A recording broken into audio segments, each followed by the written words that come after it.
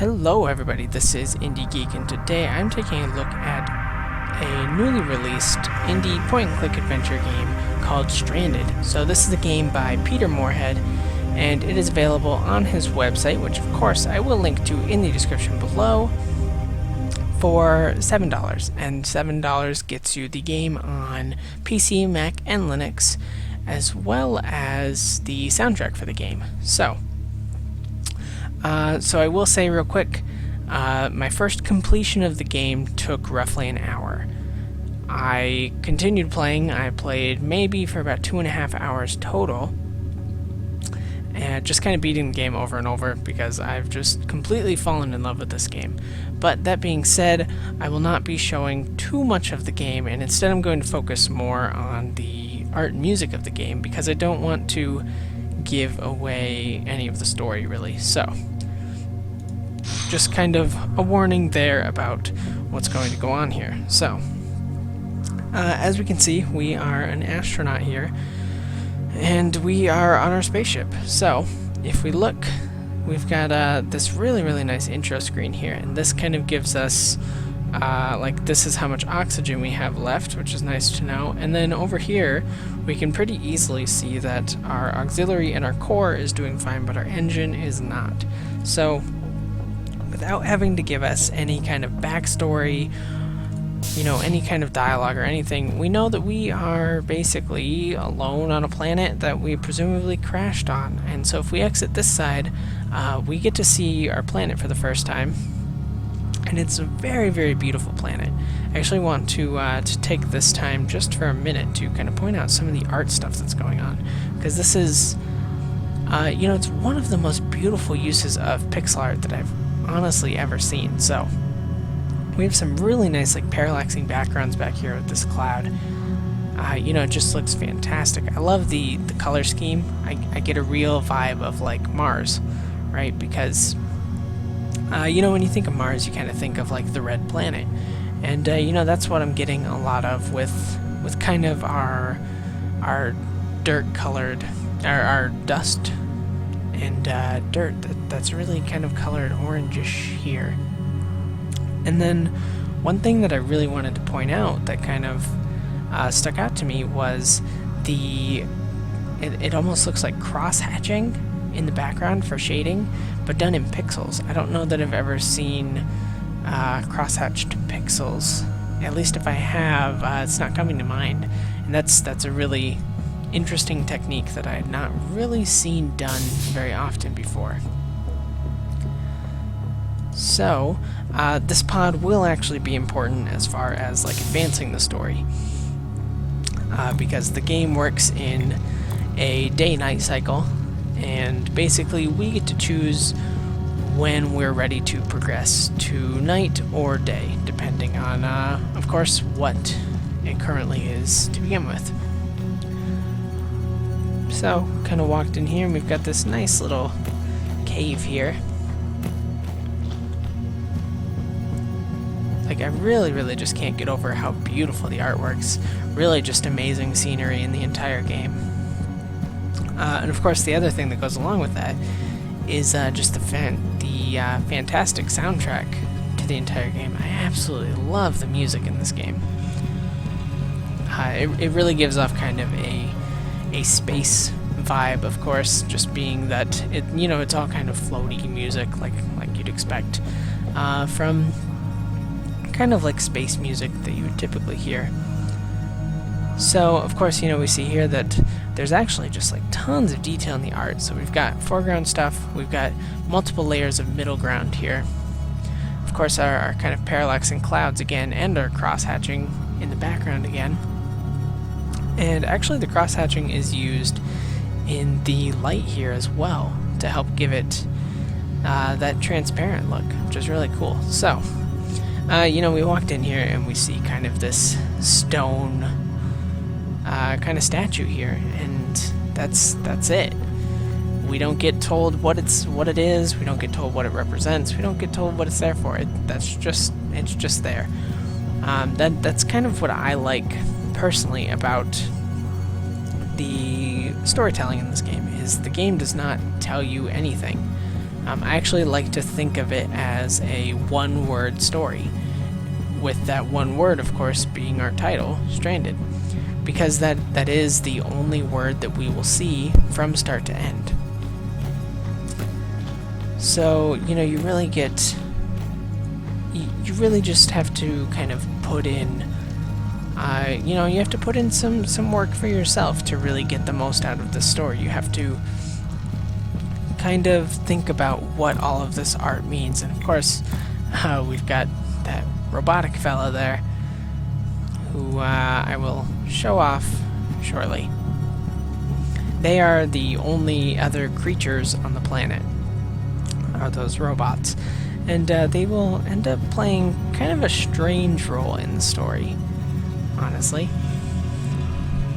So I'm going to walk in here. I did try recording this video once already, and this room, for whatever reason, did not get along with my recording software. I've had no problems when I'm not recording with anything in the game, but this room started to get a little framey before. Hopefully it doesn't this time. Yeah, so it looks like it's okay this time. So we've got our and we've got some robots here, which they are kind of interesting. And one of my favorite things about them is that we all actually kind of breathe at the same time. And of course there's a really nice kind of effect of the visual up and down of our breathing that is pretty much constantly going, I believe, through the entire game. So one other thing to point out, of course, is that we can click on our own character, get a map quickly of where we are and where we've been. So that is kind of nice there. All I want to do now is go progress to the first nighttime section and talk a little bit more about kind of the art and music once we hit nighttime, and then just kind of wrap up my thoughts. As far as the story goes, it reminds me a lot of like the storytelling of maybe like Stanley Kubrick or like Quentin Tarantino, if you are familiar with their movies. Mostly because we only get bits and pieces of what's going on here. So yes, I do want to rest and wait for nightfall. So here again is what I was talking about the one-word story. We see this every time we switch between day and night. So it's kind of, in my mind, it works as sort of a kind of reiteration of the fact that you really are stranded. There's really no way that you are getting off of this planet. And, that's kind of a little bit of a dark thought, in a way. But anyways, what I was saying about the storytelling is that the story is not going to like explicitly tell us anything throughout, and then you're going to get to the end, and when you see the ending, it's suddenly just going to hit you like what everything in the game has meant, and what all of it has kind of led up to be, and what's really going on with everything. So, it's a story that you kind of have to put in. You have to put in a little bit of effort, and personally I like stories like that. I know that's not for everyone, but if you like a game where you have to put in some effort, if you like a story where you have to put in some effort to really get the most out of the story, this is definitely going to be for you. So I did want to go to Nightfall here to just kind of reiterate what I was saying about just how beautiful the landscape is. So, it was orange during daytime, and now we've got these really kind of lush purples, and, it's just as beautiful, when it's all purple. And I wanted to point something out about the music here to kind of stress my point about the fact that the story kind of keeps telling us over and over that we're stranded. So I'm gonna be quiet here for a second so you can hear the music clearly.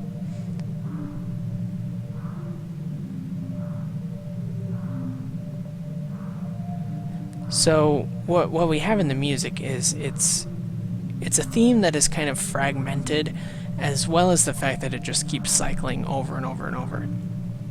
And the effect of that on the listener, of course, is that the music is never going anywhere. The music is lost, if you will.